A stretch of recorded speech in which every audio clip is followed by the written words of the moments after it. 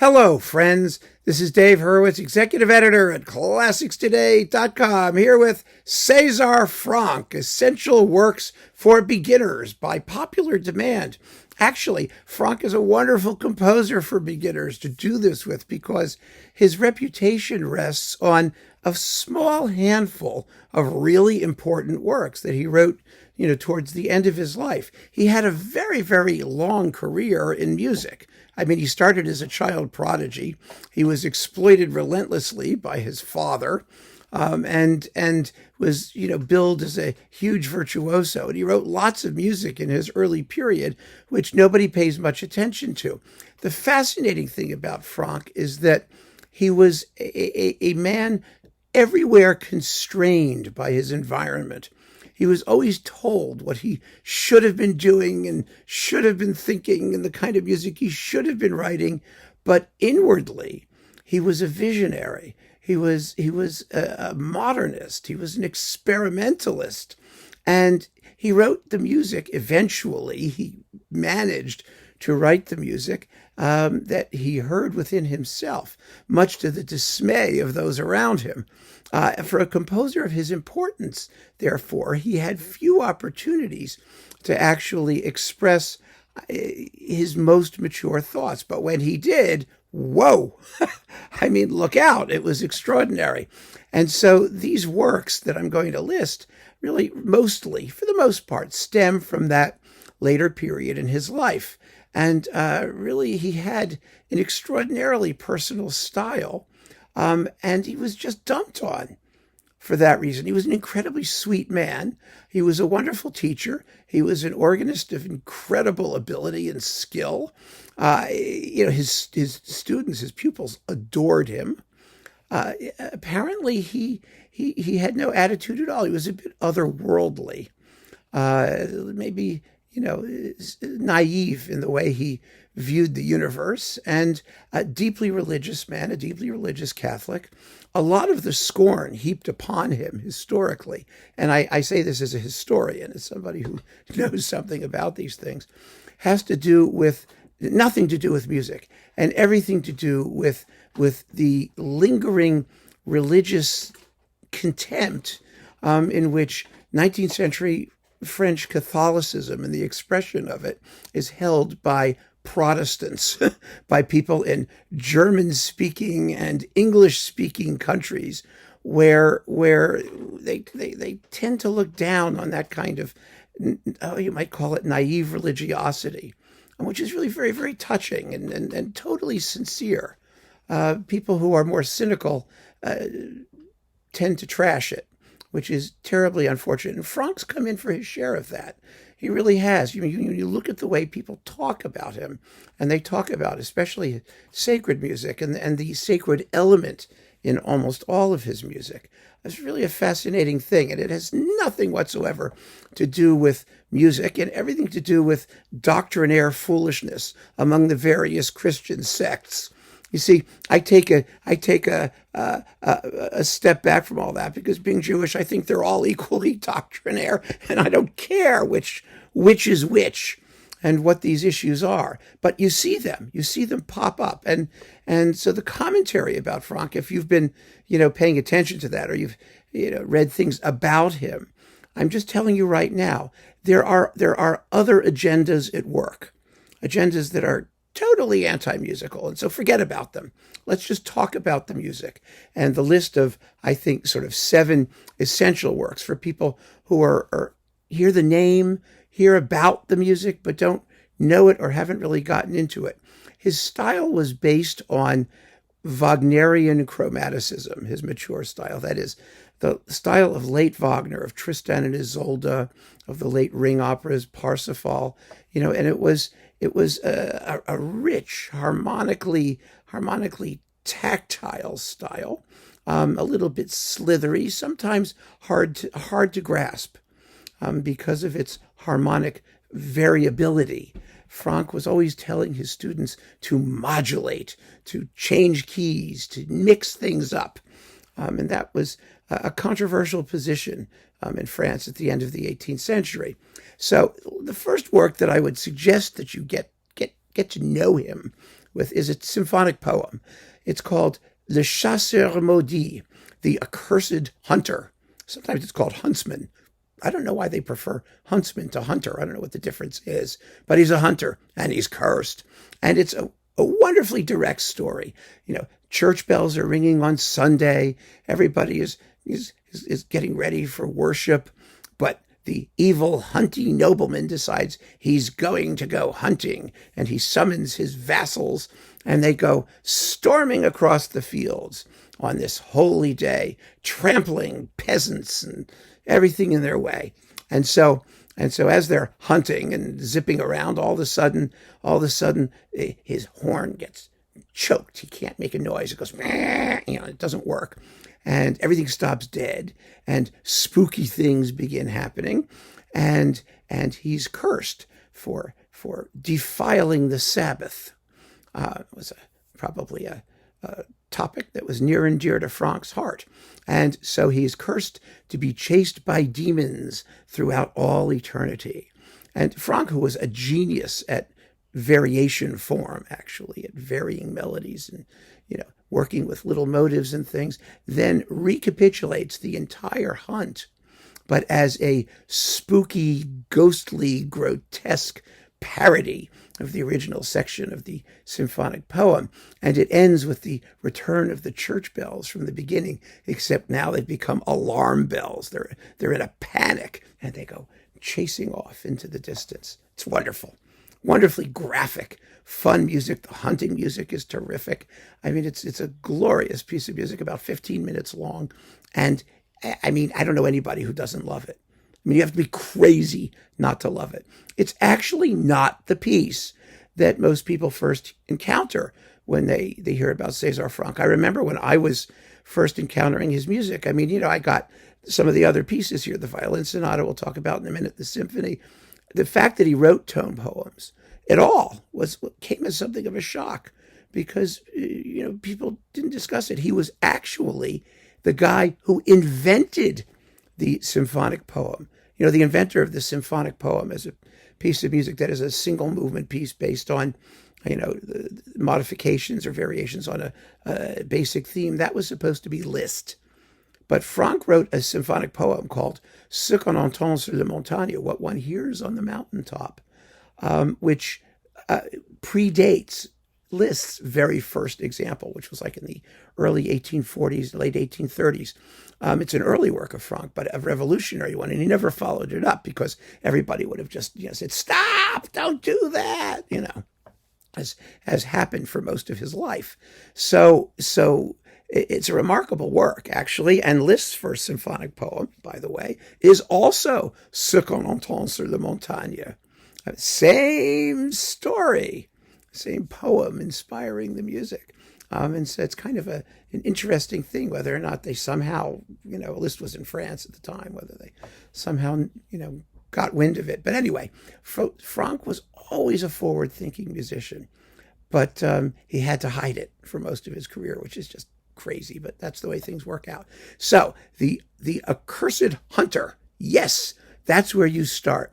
And you'll immediately hear all the wonderful elements of his style, the gorgeous, rich harmony of the Sunday morning stuff, the rhythmic excitement of the hunt, the spooky mystery of the curse, the moment of the curse, and then the fabulous ability to ring variations on the original material as it's transformed into its diabolical concluding section. It's all just fabulous. So Franck was really known, aside from this piece, as a composer of abstract music that was not supposed to be about something, but as you'll be able to hear, I mean, it's so immediately expressive and passionate that you sometimes wonder what was really going on inside his head. His most popular work, the best known of all of his pieces, has got to be his Violin Sonata, his single Violin Sonata. He only wrote 3 major chamber works. There was a string quartet, there was a piano quintet, which are marvelous, but later. Don't rush into those. And his Violin Sonata. Now, the Violin Sonata is probably not just his most popular work. It's probably the single most popular violin sonata ever written. It's extraordinary.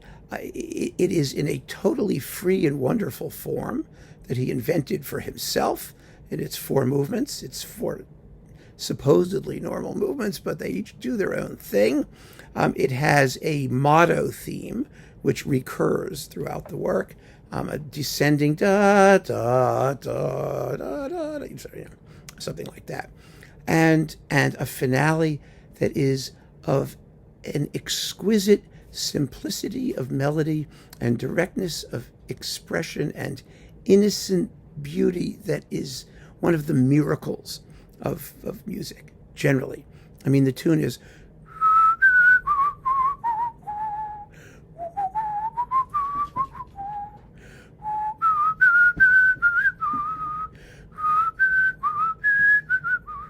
and it's played in canon, that is, by the violin followed by the piano, or the piano followed by the violin.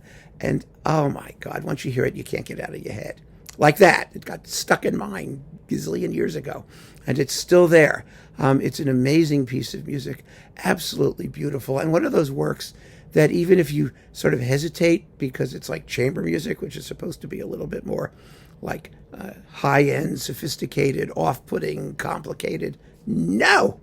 There is no piece of chamber music that goes to the heart more directly than this particular violin sonata, from its turbulent and anguished opening to the way the sun comes out in that last movement.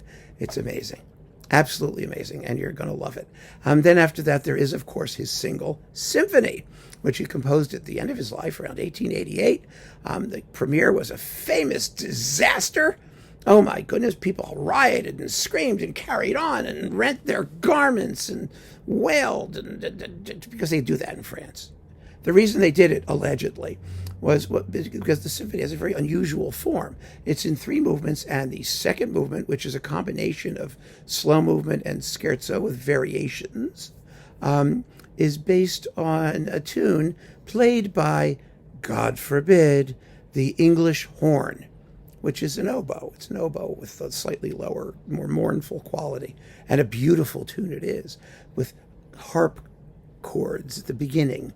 Well, symphonies in France did not do that sort of thing. They were supposed to be in tried and true classical Germanic models that didn't use naughty theatrical instruments like English horns, which were associated with shepherds and pastoral music and cattle and things like, or harps, God forbid. I mean, but Franck didn't care about any of those things. He wrote what he felt and expressed it beautifully. And this symphony, like the violin sonata, employs what we call cyclical form. And in Franck, what that means is that the tunes from the other movements come back in the finale. It unifies the whole piece, and the whole piece is additionally bound together with the opening 3-note motto, da, da, da. And that's the whole symphony. It's full of really, really good tunes. Some people, for some reason, always raise this element of taste when listening to this symphony, because, for example, the second subject of the finale, da da da da da da da da da da, oh, it's just beautiful, is initially given to the brass softly. Who cares? I don't understand. There were aesthetics in play also, along with religious nonsense, that for some reason counted against him. I mean, he was free. He wrote what he wanted to write, and boy, is it a beautiful symphony. It used to be enormously popular. Now it's rather less so, because we now are in a period of pseudo-austerity, produced by largely the period instrument movement. Well, no, that's not true. The period instrument movement and all of that early authenticity nonsense is a result of our period of pseudo-austerity. It's an outcome, not a cause. And the Franck D minor is sort of the ultimate romantic effusion in the symphonic literature. It's a let it all hang out, beautiful, beautiful work. I remember the first time I heard it. It was with the Yale Philharmonia, conducted by Otto Werner Muller at Wolsey Hall when I was in high school. And I just thought, wow, this is really special. It's an incredibly beautiful work that doesn't get played as much anymore as it used to. But of course, he only wrote one symphony, and it was a bomb. And you should have the recording by Pierre Monteux with the Chicago Symphony on RCA, because it's considered the reference for all other versions. Number one and number two, Monteux was at the premiere. In 1888, he was 12, and he saw the whole riot, and he lived to make a glorious stereo recording, which tells us all we need to know about period performance practice and appropriate aesthetics. It's incredible. So the Symphony in D minor is another major work that you need to get your ears around.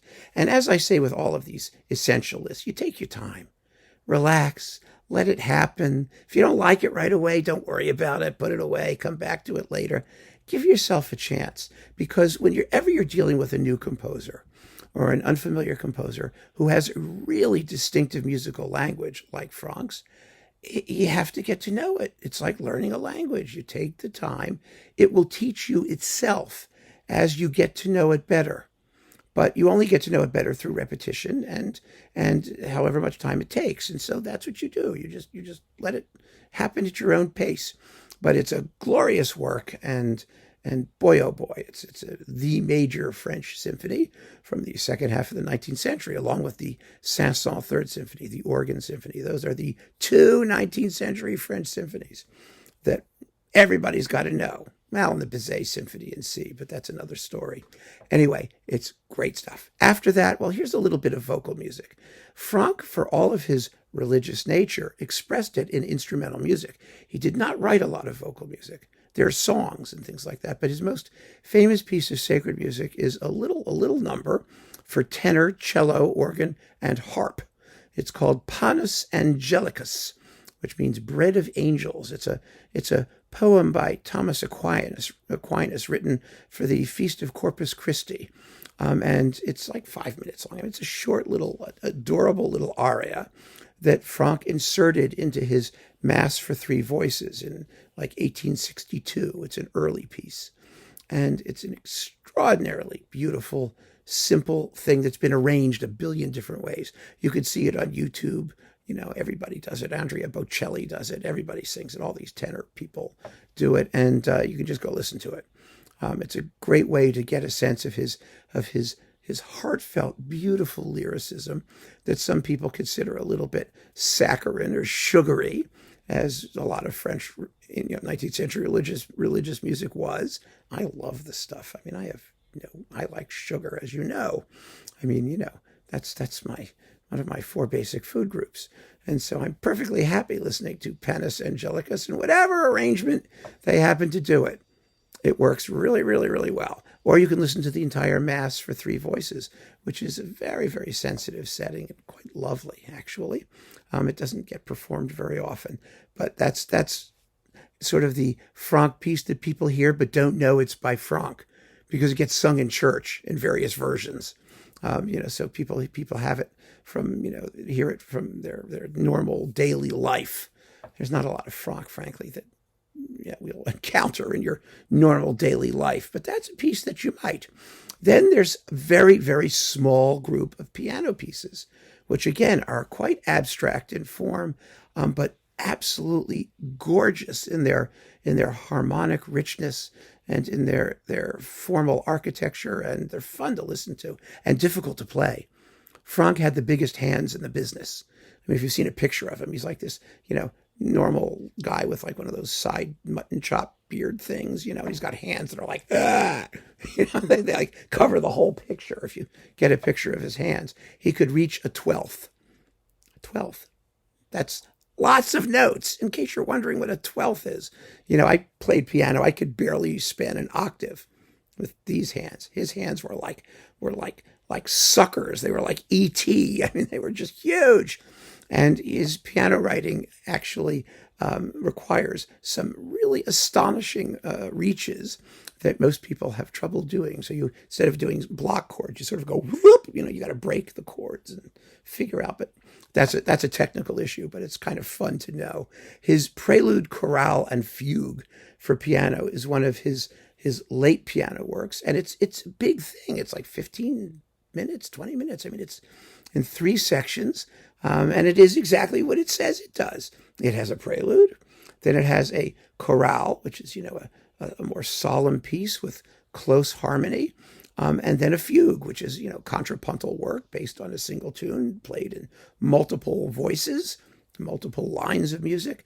And it's wonderful to listen to, and brilliant, and full of really deeply affecting harmony. I mean, Franck was, because of his harmonic richness, his advanced harmonic technique, was able to move between keys with lightning speed in a very emotionally affective way.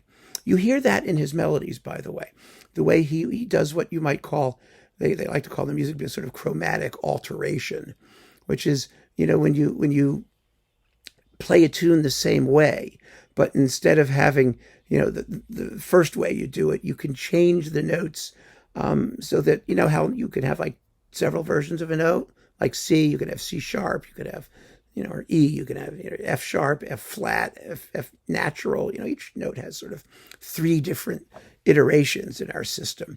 It'd be a little higher, a little lower. Well, if you play the same tune and you use the same notes, but the little higher or the little lower versions, you get wonderfully different harmonies for the tune. And it has, like, the finale of the Violin Sonata, that one phrase,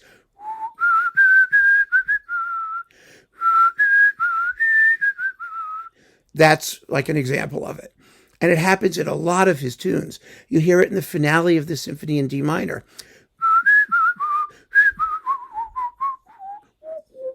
I can't even do it. It goes too low. Then the second time it goes, it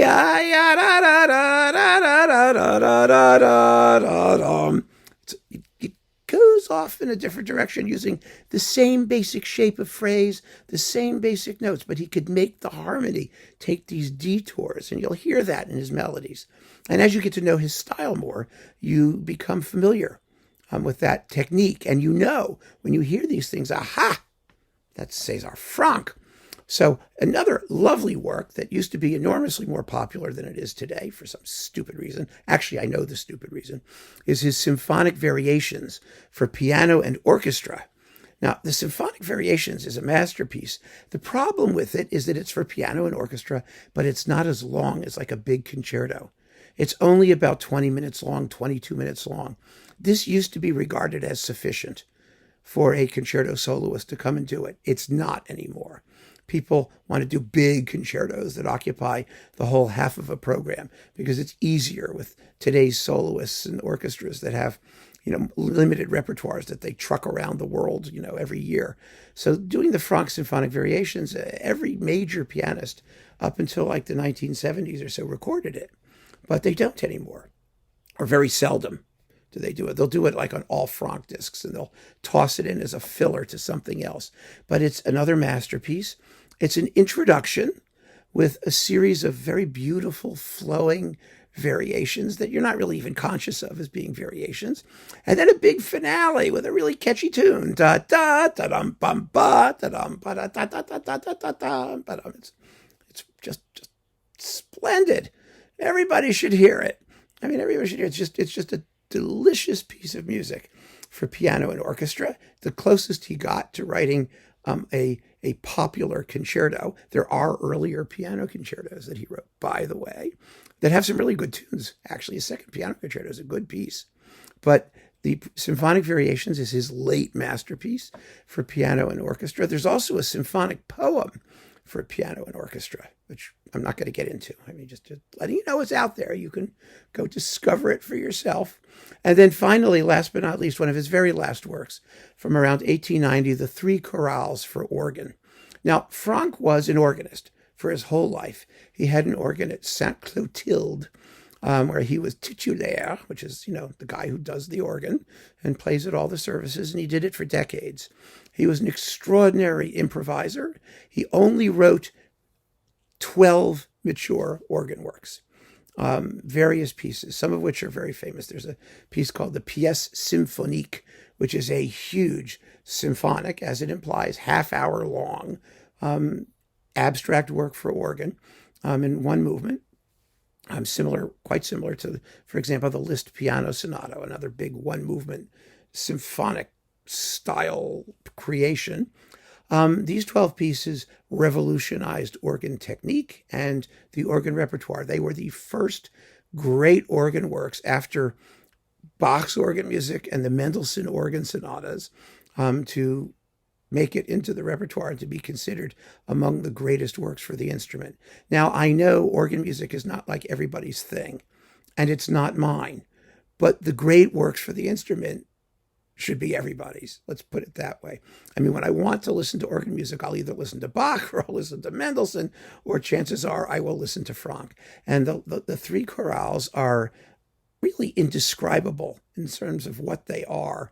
I mean, they're based on some kind of chant-like melody or something, whether it's actually liturgical or not, I've never bothered to look into.